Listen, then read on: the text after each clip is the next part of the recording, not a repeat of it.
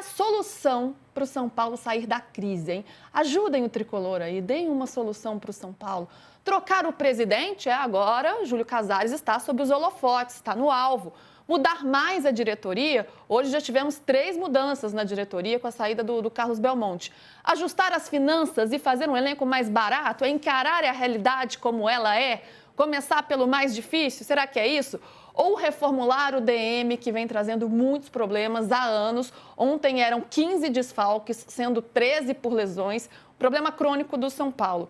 Qual que é a solução para sair da crise? Gabriel, talvez tudo ali seja um problema, não sei, queria a sua opinião. Qual é a sua visão? Eu vou na quinta opção, um pouco de tudo, né? Ah, tá.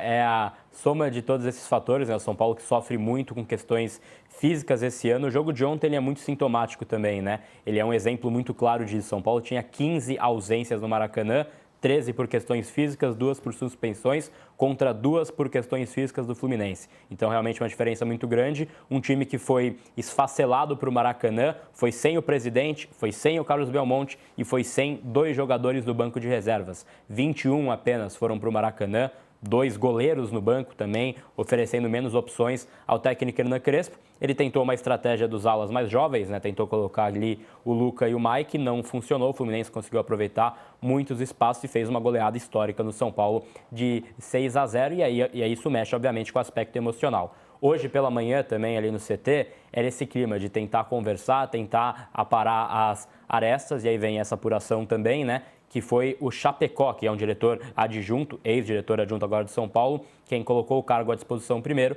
e aí veio depois Carlos Belmonte, que é um dos principais nomes da direção de futebol, e o próprio Nelsinho, que é um outro diretor adjunto. Os 3 deixaram o São Paulo essa manhã barra tarde e tem uma dificuldade muito grande agora para esse próximo passo. Hoje o São Paulo ele quer dar mais protagonismo ao Rui Costa, que é o diretor executivo de futebol, falou ontem lá no Maracanã após a partida, né, deu a sua explanação geral em relação ao ocorrido do jogo e também a aspa polêmica do Luiz Gustavo, que a gente vai comentar aqui certamente também, mas vai ganhar mais protagonismo. E agora, às 4 horas da tarde, fala Júlio Casares, pensando no próximo passo. É só curioso porque Carlos Belmonte participou das conversas iniciais pensando na próxima temporada. Então muda um pouco também a forma que o jogo é jogado hoje no São Paulo.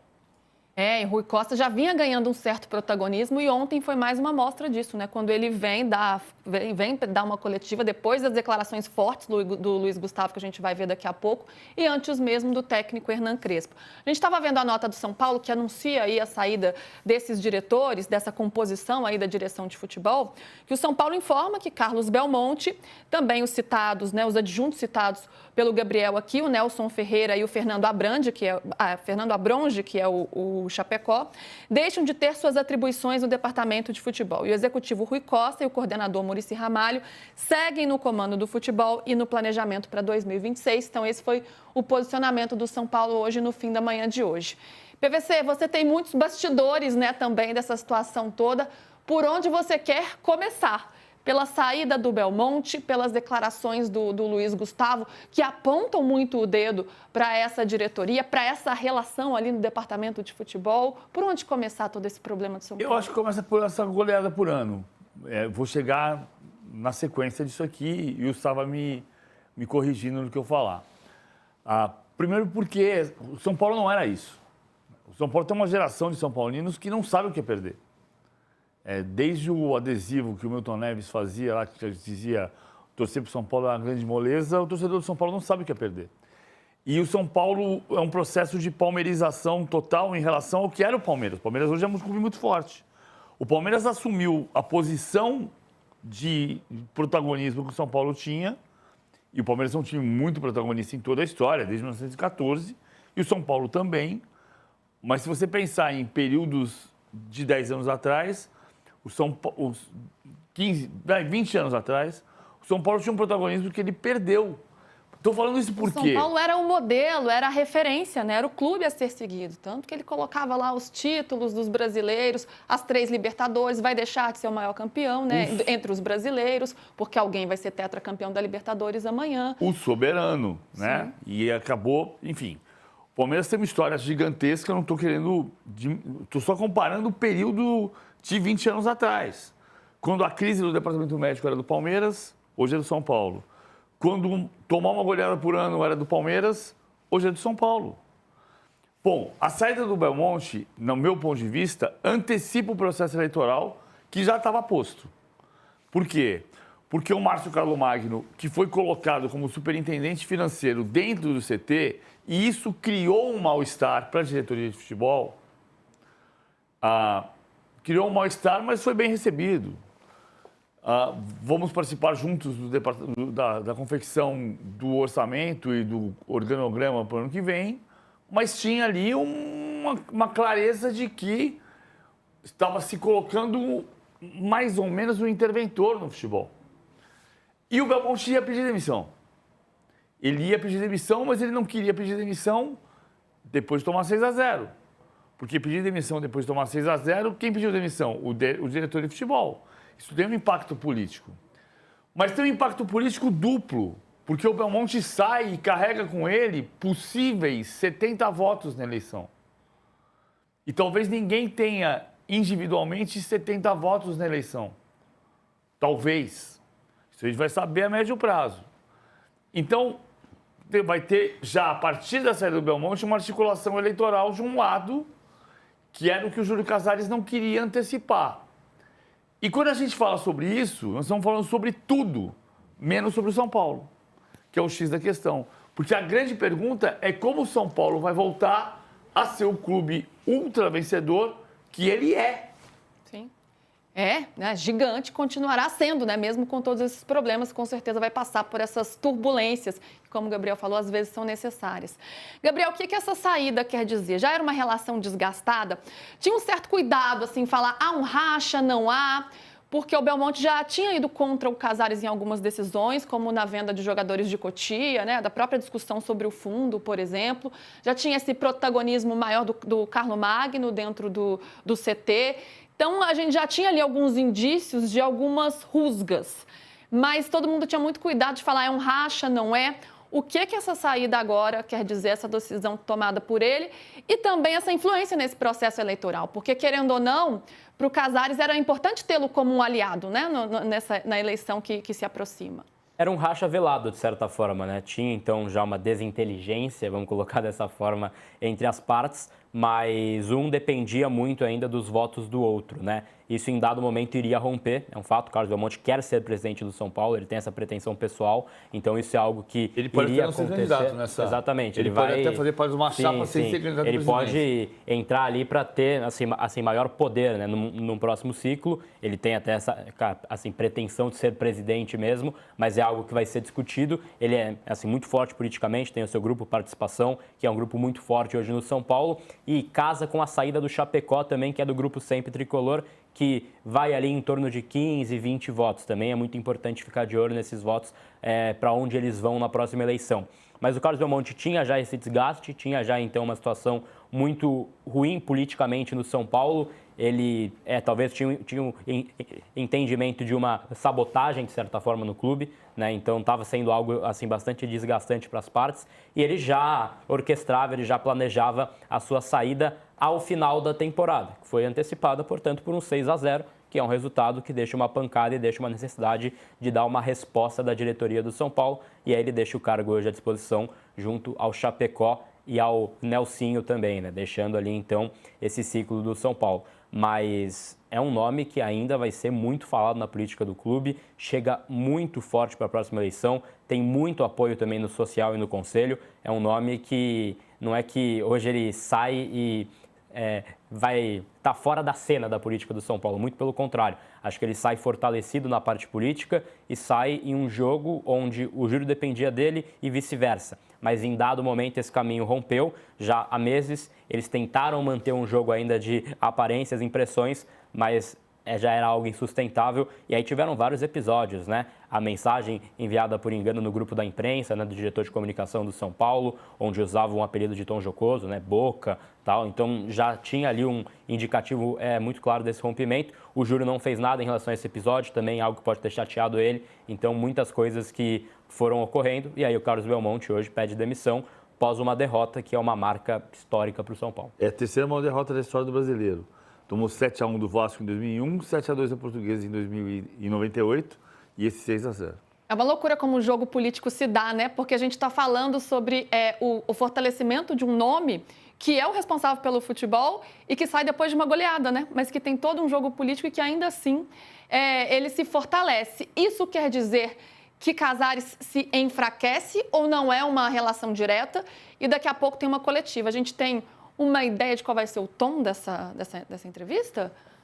PVC, Eu Gabriel. acho que essa entrevista que eu tive vai ser para tentar explicar o próximo passo, explicar qual foi a decisão tomada. Agora, as perguntas tendem a ser bastante ásperas, né? E aí vai ser uma situação que o Júlio vai ter que manusear. É uma coletiva após um 6-0, não é uma situação nada amena, após saídas importantes também. Então, esse tom, hoje o Júlio virou o alvo de maior exposição. Ele dividia o posto, né, de quem era mais exposto para a torcida com o Carlos Belmonte. Hoje fica apenas ele. E aí também é algo que ele vai ter que lidar. Só fazer um parêntese aqui, que eu acho importante, que eu queria ter feito no começo e acabou não acontecendo. É importante dizer o seguinte, o jogo foi Fluminense 6, São Paulo 0. Tem um vencedor com muitos méritos. O Fluminense está na Libertadores, o Fluminense está classificado para a Libertadores.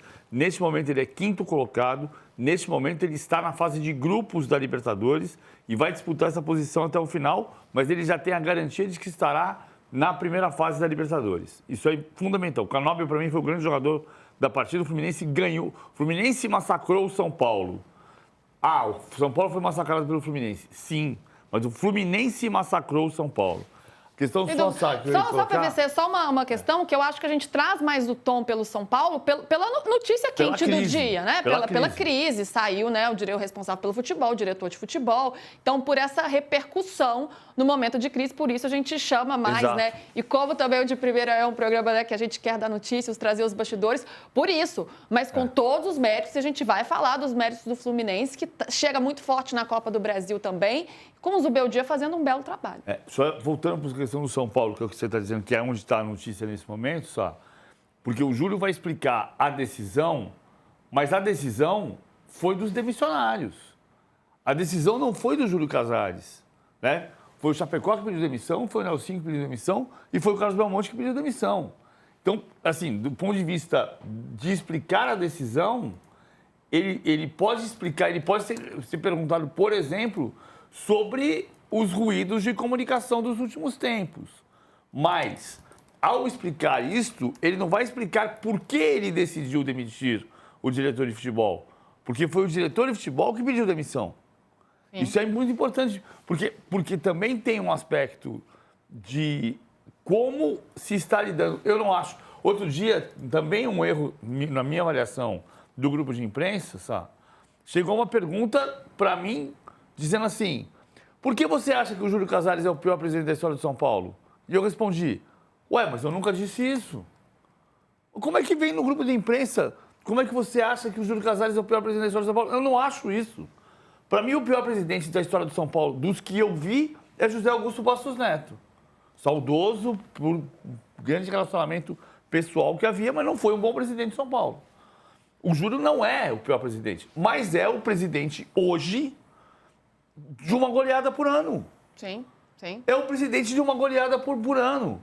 Desde que ele assumiu o 5-1 do Internacional, ele já era o presidente, mas era o resíduo da gestão Leco, ok. Mas é uma goleada por ano. O São Paulo nunca teve isso.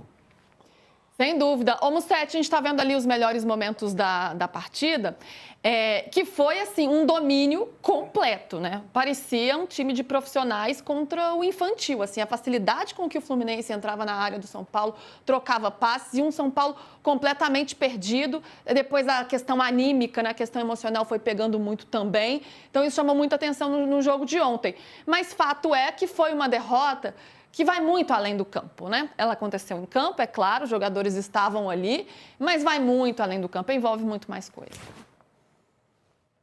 Com certeza, Lu. A gente vai ouvir depois o Luiz Gustavo. Ele fala de dividir responsabilidade, né? Que os jogadores também são culpados, mas não há como a gente tirar a culpa da gestão. É um resultado que não vem por acaso. Então, é um time que não tinha nem as reservas suficientes. E os que estão, certamente estão com medo de se lesionar, estão pressionados, ficam expostos, né? Os garotos acabam entrando num contexto completamente adverso E, claro, a gestão do São Paulo está derretendo. É só ver o que está acontecendo nas últimas horas. Estou curioso para essa entrevista do Casares, que ele faça o que o Luiz Gustavo pediu, que é assumir responsabilidade, assumir seus erros. Mas me chamou a atenção, falando um pouco sobre o jogo, além do domínio completo do Fluminense, o time muito organizado, vibrante, foi o Crespo não mexer no primeiro tempo. O cenário ficou muito claro. O São Paulo já entrou derrotado, o pênalti sai muito cedo, o cenário para goleada estava armado e o Crespo espera. Tudo bem, você não tem muitas opções, não tem muitas saídas, mas me parece que o Crespo, de alguma forma, aceitou essa goleada. Ele poderia ter tentado reagir, até porque o São Paulo pareceu voltar um pouquinho melhor para o segundo tempo, pareceu que ia segurar uma goleada e não segura. Então não é por acaso ter 15 desfalques, não é por acaso o Belmonte sair. E esse jogo de vaidade, esse jogo político pensando na eleição, faz com que duas pessoas importantes do clube, o Casares e o Belmonte, que não se dão bem, que estavam rachados, fiquem. Então o Belmonte ele só sai agora porque tomou 6, ele não sai pelo bem do São Paulo, ele vai capitalizar em cima disso. Então, cada um está olhando para si. E é por isso que o São Paulo foi humilhado pelo Fluminense. Essa goleada não é por acaso. Tem um aspecto só, Mussetti. Eu concordo com você, só queria colocar um aspecto que é o seguinte. O discurso é que, quando chegou o Carlos Magno, que foi bem recebido, Sá me corrige, que foi bem recebido no CT, ficou um duplo poder no vestiário. Você entra no vestiário e tem um duplo poder / triplo poder. O Rui Costa merece muito crescimento O Rui Costa, importante deixar claro aqui, o Rui Costa é o diretor executivo do Grêmio, que montou o time que foi campeão da Copa do Brasil e da Libertadores. O Rui Costa, no Grêmio. O Rui Costa é diretor do Atlético. E agora foi assediado pelo Grêmio. Assediado no bom sentido, né? Recebeu uma proposta que até o balançou e o São Paulo teve que fazer um esforço para segurá-lo, dar um aumento de salário ali, teve que fazer um esforço. A proposta foi até menor do que podia ter sido, mas assim, o fato é que o Rui Costa recebeu uma proposta do Grêmio, não aceitou a proposta do Grêmio e ficou no São Paulo. O Rui Costa é o diretor da Chapecoense, que remontou o time depois do acidente aéreo e que classificou a Chapecoense para Libertadores. Então, o Rui Costa o Rui Costa é o diretor executivo do Atlético Paranaense, campeão da Copa Sul-Americana. Então, tem um currículo que é respeitabilíssimo.